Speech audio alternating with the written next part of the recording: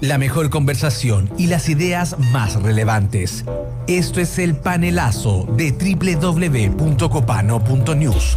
En La Clave 92.9. Uno de los favoritos del público es Álvaro Valenzuela Mazo, abogado, que tiene su análisis de lo que sucedió en política el fin de semana. Bueno, yo soy más net, sí que no vi tanto Lollapalooza, pero sí vi Estado Nacional, que no concurrió, no tuvo tanta convocatoria. Tame Impala y Estado Nacional, sigo con Estado Nacional. Sí, yo me quedé con, pero yo igual escucho a Tame Impala en This is Tame Impala en Spotify, pero no me para ir a verlo. Bueno, me llamó la atención lo que hizo Carter, Rodolfo Carter. Estuvo como en gira en medio, Rodolfo Carter. Sí, y la verdad, yo voy a ser sincero, yo encuentro que lo hizo bastante bien. Creo que Rodolfo Carter tiene un relato interesante, porque él, en vez de decir como yo soy Bukele, que ya se ve medio burdo, porque Bukele parece estar pasando los límites de lo deseable, él se presenta como una especie de inoculación de Bukele, como una especie del Pfizer de la política chilena, en el sentido de que él dice, no, precisamente para que no haya Bukele es que tenemos que hacernos cargos de los temas de seguridad de la gente, porque precisamente al no hacernos cargo abrimos pie para que haya un Bukele. Contexto, Rodolfo Carter es el alcalde de la Florida, fue quien tiene una política de demolición de las casas de los narcotraficantes en esa zona de la ciudad. Y uno de los punteros también de la carrera presidencial. Creo que va segundo en la tabla detrás de Evelyn Matei, ¿no? Es que hay que distinguir en la tabla de políticos con mayor aprobación. Claro, sí, pero hay una soterrada incipiente carrera presidencial, ¿o me lo va a negar? No, para nada. De hecho, Carter él mismo dice que él está pensando en ser presidente de la República.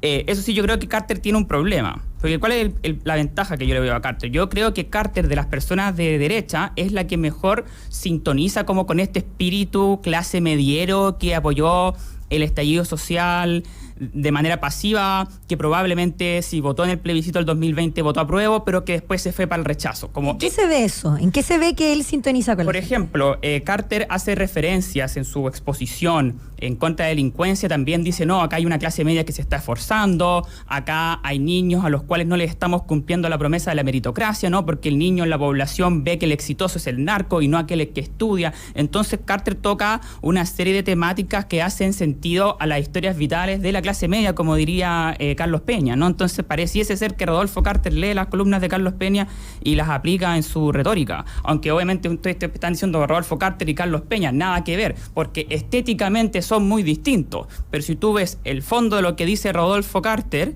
es muy parecido a lo que dice Carlos Peña. 8:53 estamos haciendo el lungo, el café largo, para poder dialogar en La Clave 92.9. Dentro de las cosas del fin de semana, entonces, Carter, bonos arriba, buena performance según tú en Estado Nacional, que estuvieron bien duros para hacer las preguntas, porque en muchos momentos, incluso Matías Delgado se veía progresista al lado de Carter, porque él planteaba sobre el tema de cómo los presos y los delincuentes da la sensación, una buena parte de la población tienen más garantías que la gente de a pie. Y lo que planteaba Del Río, que me pareció bastante medido, es, deben tenerla porque son personas con su derecho humano.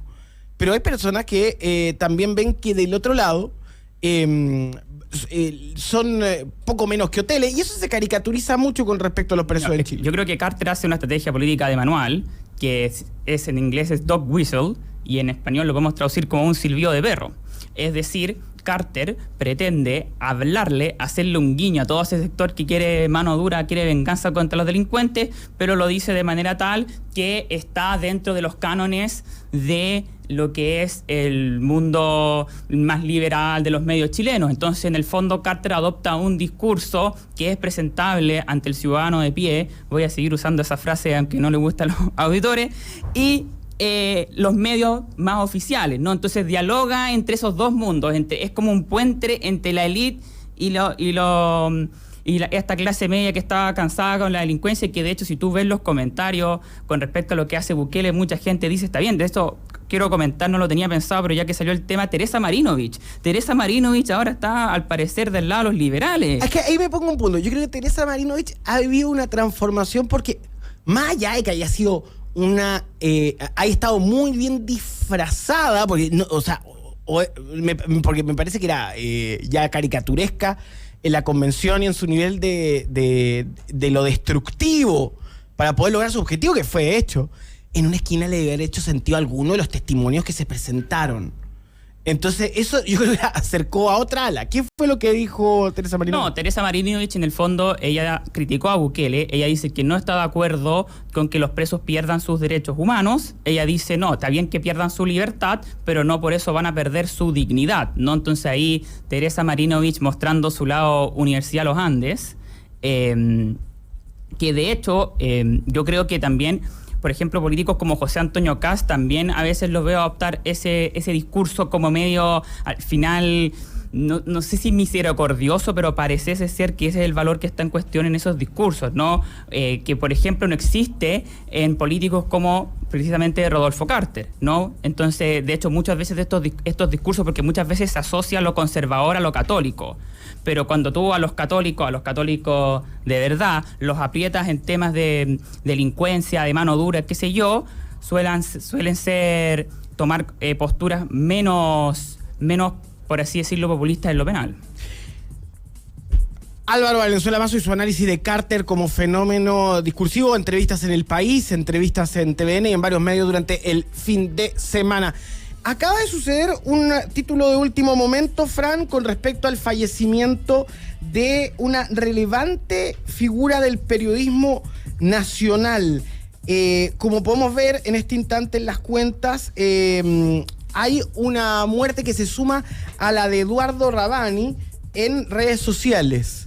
Sí, también hay algunos medios que ya están anunciando esto, el fallecimiento de Alipio Vera, este histórico periodista de Canal 13. Lamentable, ¿eh? Sí, dos muertes dos muertes muy juntas, la verdad. De dos figuras televisivas fundamentales para entender cómo se condujo la tele en los últimos 40 años de manera creativa y periodística. Son las 8:57. Con el recuerdo de Rabani y su personaje, y de Alipio Vera y sus reportajes, cerramos esta edición de Copano News en La Clave. A continuación, Clave Morse, con la gran María Elena Dressel. Sigan con la información económica, lo del Credit Suisse y tantas cosas. Muy buenos días.